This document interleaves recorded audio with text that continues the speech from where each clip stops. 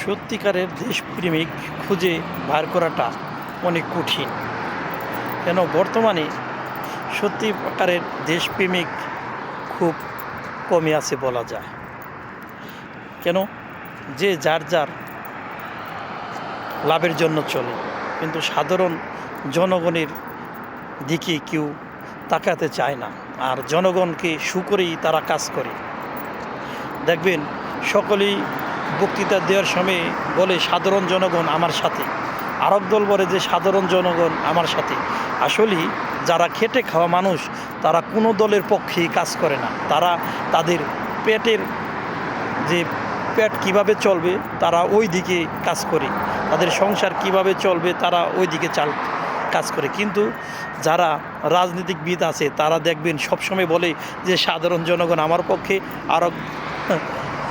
আরেক দল বলে যে সাধারণ জনগণ আমার পক্ষে।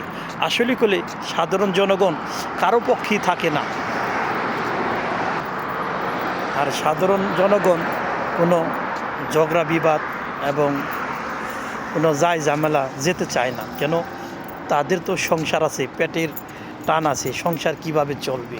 আর যারা পয়সা মেরে খাওয়ার ধান্দায় থাকে তারাই করলে ঝামেলায় সবচেয়ে বেশি জড়ায়। দেখবেন জিনিসটা কথাগুলো আমার সত্য না মিথ্যা সকলে একটু যাচাই করে দেখবেন।